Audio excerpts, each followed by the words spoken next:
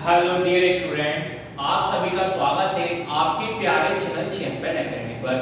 जैसे कि हम कक्षा 10वीं का गणित पढ़ रहे हैं, अध्याय अपनी 2 चल रही थी, तो प्रश्न 2 पढ़ रहे हैं और आज का प्रश्न पढ़ेंगे उदाहरण नंबर 3 और डे 1 से अपना 10वां वाला है। अगर प्यारे बच्चों आपने मेरी डे 1 से लेके वीडियो डे 9 तक मेरी वीडियो नहीं देखी हो तो मैं आप सभी को डिस्क्रिप्शन में प्लेलिस्ट की लिंक दे दूंगा। अगर आप प्लेलिस्ट की लिंक पर क्लिक करते हो तो वहां से डे 1 से लेके डे 9 तक सिंपल मेरी वीडियो ओपन हो जाएगी, वहां से मेरी वीडियो को लाइव जो है ना आप देख सकते हो। अगर आप मेरे चैनल को फर्स्ट टाइम विजिट कर रहे हो तो प्लीज मेरे चैनल को सब्सक्राइब कीजिएगा, नोटिफिकेशन ऑन कीजिएगा, इससे मेरी आने वाली वीडियो आप देख सकते हो। और प्लीज मेरी वीडियो को लाइक भी कीजिएगा और वीडियो देखने जो भी आपके डाउट है प्लीज कमेंट बॉक्स में लिखिएगा, मैं आपके डाउट क्लियर करूंगा। तो आज का टॉपिक करते हैं अपन स्टार्ट उदाहरण नंबर 3 के साथ। पिछली वाली वीडियो में मैंने कराया था उदाहरण नंबर 2 कराया था, आज की वीडियो में सीखेंगे उदाहरण नंबर 3 सीखेंगे। अब मैंने आपको पहले के 6 मतलब 2 का पहले के 6 कराया, उदाहरण नंबर 2 कराया, उदाहरण नंबर आज की करेंगे 3। तो यानी पहले जो इतने भी पूरे क्वेश्चन थे उसी टाइप के उदाहरण थे, सब खत्म हो जाएंगे। तो मैंने आपको सिखाया था क्वेश्चन फर्स्ट में थे, जब 3 पद होते हैं 3 पद के क्या हो जाते हैं, वर्णखंड हो जाते हैं। कभी भी 2 पद होते हैं 2 पद के कभी वर्णखंड नहीं होते। अभी कितने पद है आपके पास, 1 पद है और 2 पद है, तो 2 पद के कभी वर्णखंड नहीं होते। जो अपन ने पहले का 5वां वाला किया था डे 7 में किया था, सेम टू सेम उसी टाइप का क्वेश्चन है। अगर आप डे 7 वाला मेरी वीडियो देख रहे हो क्वेश्चन पहले का 5वां वाला, तो बिल्कुल आपको बहुत आसानी समझ में आ जाएगा। अगर आप मेरे चैनल पर नए हो फिर भी कोई दिक्कत आएगी नहीं। अभी कितने पद है, 1 और 2 पद है, 2 पद का वर्णखंड नहीं होते, 2 पद की कभी जांच नहीं होती। आपसे प्रश्न बोला गया ध्यान से आप देखना, निम्न द्विघात बहुपदों के शून्य ज्ञात कीजिए। क्या बोला आपसे, द्विघात बहुपद को शून्य ज्ञात कीजिए। एक द्विघात बहुपद दे रखी है, द्विघात बहुपद का को शून्य ज्ञात करना है। द्विघात बहुपद में 3 पद होते हैं, जैसे ax की घात होता है प्लस bx प्लस c, ये होती है द्विघात बहुपद का सूत्र होता है। और संख्या में किस द्विघात बहुपद होती है, जैसे a b c है ना, a b c कुछ भी दे सकता है, a के 3 आ जाए, b के 2 आ जाए, c के 4 आ जाए। अब यहाँ प्लस भी जाए माइनस आ जाए, यहाँ प्लस हो सकता है माइनस सकता है। जो x की धातु रहते हैं वो क्या चरराशि जरूरी है आना, तो x होता है x भी जरूरी है अपने पास आना। तो इस तरह से क्या होती है अपने पास द्विघात बहुपद का रूप होता है। इसमें कितने पद होते हैं, 3 होते हैं। जैसे मतलब 1 पद है, 2 पद है और 3 पद है। 3 पद के होते हैं जब इसका होता है गुणनखंड। पर अभी कितने पद हैं, 1 पद है और 2 पद है, तो 2 पद दे रखे हैं, 2 पद का गुणनखंड नहीं होता। और आपसे बोला क्या गया है प्रश्न में, आपसे ये बोला गया है कि द्विघात बहुपद का शून्य ज्ञात कीजिए। द्विघात बहुपद शून्य तो ज्ञात कर ले, वो द्विघात बहुपद नहीं है। द्विघात बहुपद जब होती है गुणनखंड होता है, तो नॉर्मल अपने पास अभी है, इसके शून्य ज्ञात कीजिए। आगे आपसे बोला गया है और शून्य को तथा गुणांकों के बीच के संबंध की कार्य को जांच कीजिए। तो पहले अपन करेंगे शून्य ज्ञात करेंगे, बाद में शून्य को गुणांकों के बीच के संबंध की कार्य अपन जांच करेंगे। तो इसके बाद पहले शून्य ज्ञात कर लेते हैं।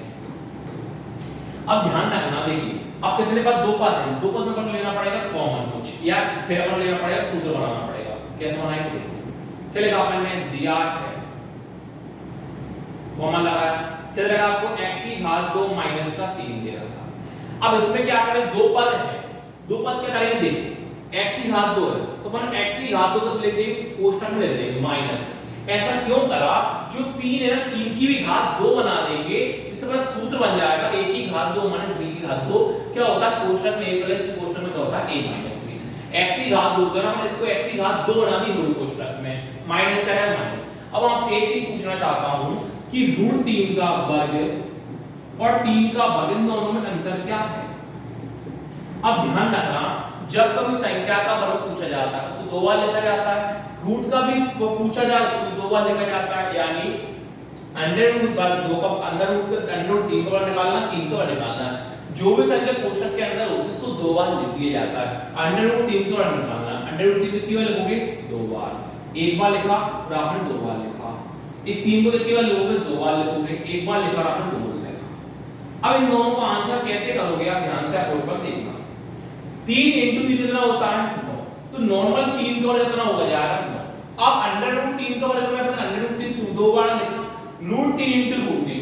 अब लोग क्या करते हैं, √3 * √3, √3 * √3 लिखा, मैंने 3 * 3 लिखा, रूट के अंदर इंटू कर दिया, 3 * 3 लिखा, रूट का 3 * 3 7 में लिख दिया। अब आपको बचपन में याद हो अपन जो 2 का एक जोड़ा बनाते थे, 2 का एक जोड़ा बनाते थे, वो तीनों तीन क्या है, दो व्यक्ति है, दो का जोड़ा बनता है तो एक बाहर निकलता है, तो तीनों तीन कितनी बार, दो बार है, केवल एक बाहर निकल जाएगा, अंडर रूट के बाहर निकल जाएगा, दो का जोड़ा कितना बाहर निकला, तीन बार।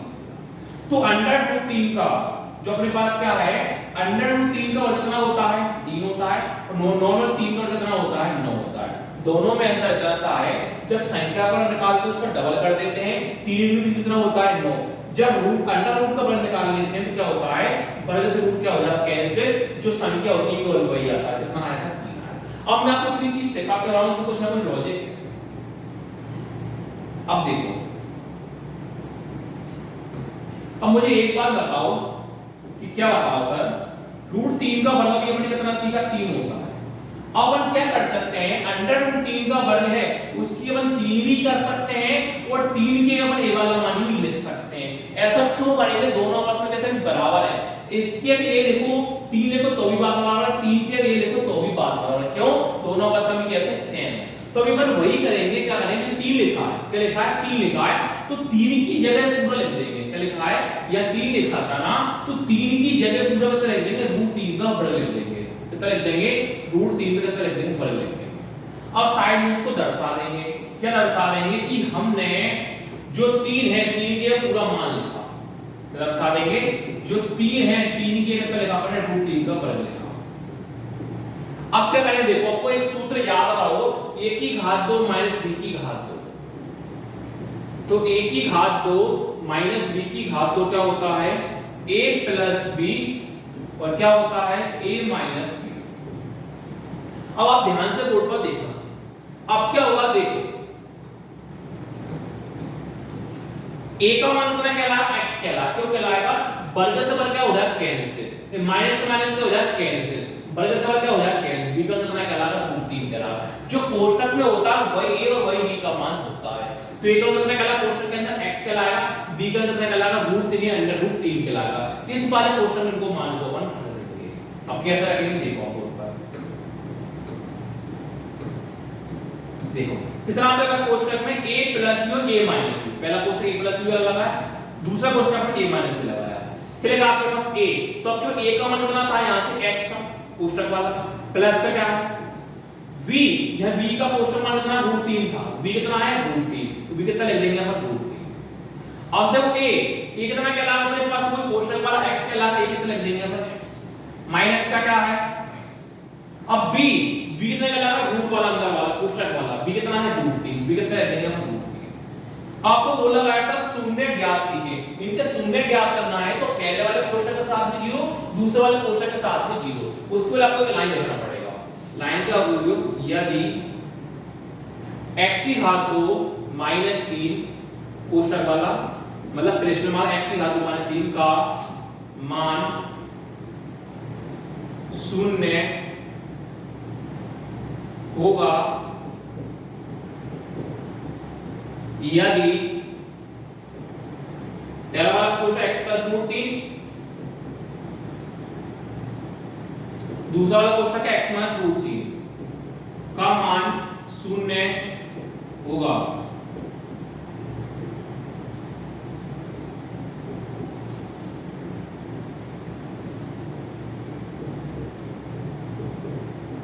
अब अपन क्या करेंगे प्यारे बच्चों, पहले वाले कोष्ठक के साथ भी 0, दूसरे वाले कोष्ठक के साथ भी 0, चूंकि पहला कोष्ठक क्या है, x प्लस रूट 3, चले जाएंगे अपन किस में आएंगे, 0 में।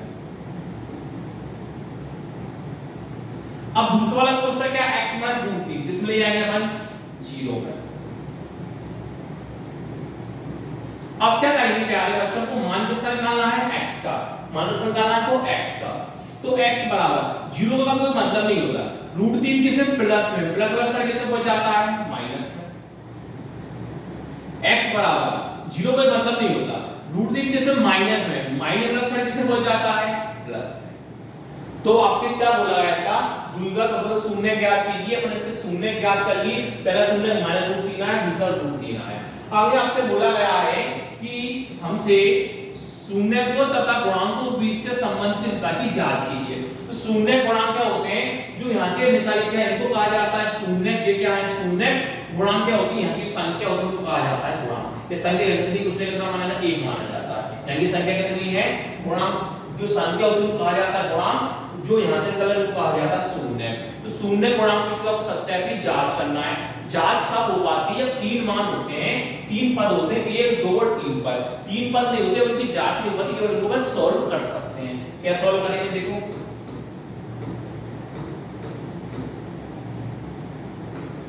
लिखेंगे कि सत्यता की जांच, जो लिखा अपन ने सत्यता की जांच।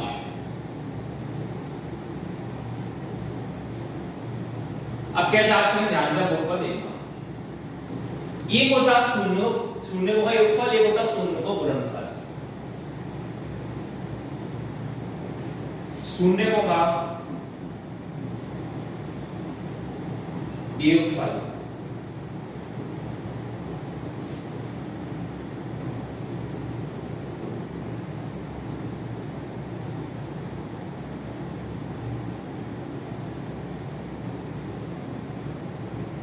पूरे को था शून्य को गुणनफल।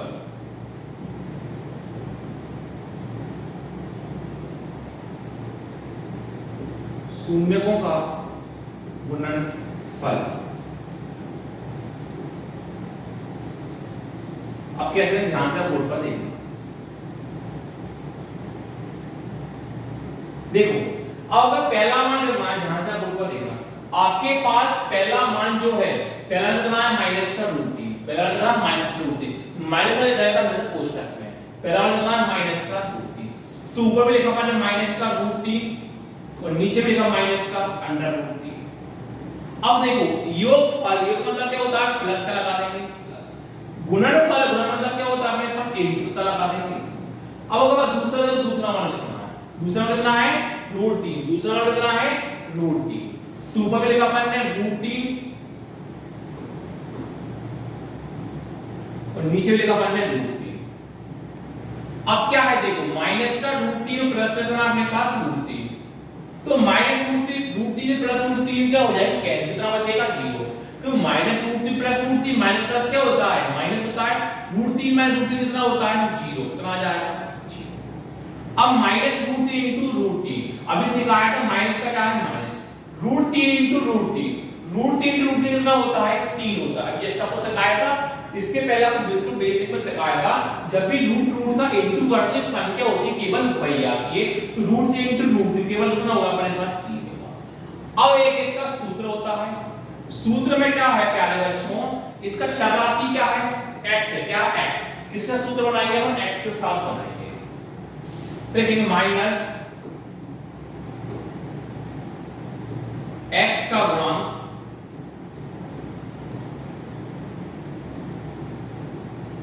बटे में लिखेंगे अपन x स्क्वायर का गुणांक।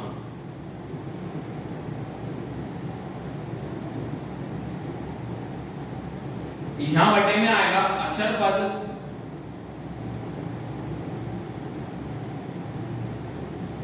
बटे में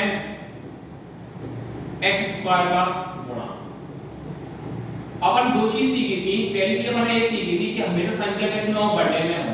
संख्या में कैसे? बटे में हो। तो 0 बटे में है क्या? नहीं है। -3 संख्या बटे में है क्या? नहीं है। संख्या बटे में तो कितना लगाते हैं? 1 लगाते हैं। और संख्या बटे में तो कुछ भी नहीं करते। संख्या बटे में है क्या? नहीं। कितना लगाएंगे? 1 लगाएंगे। कितना लगा? 1 लगा। अब दूसरी मैंने सीखी थी केवल शून्यों का योगफल, केवल ऊपर वाला मान को चेक करते हैं। अगर ऊपर वाला मान, अगर अपने पास जो ऊपर वाला मान है और ऊपर वाला जो मान है वो प्लस में है, तो एक चिन्ह कोष्ठक के अंदर आता है, माइनस के कोष्ठक के बाहर आता है। अगर प्लस में है तो कुछ भी करने की जरूरत नहीं है। जो 0 है ना प्लस होता है ना माइनस का। 0 मतलब क्या होता है? 0 होता है। अब उसके बाद मैंने आपको सिखाया था तीन पद होते हैं, तीन पद की जांच करना मैंने आपको सिखाया था। सिखाया था हां सर, आप 3 मान की जांच करना सिखाया था।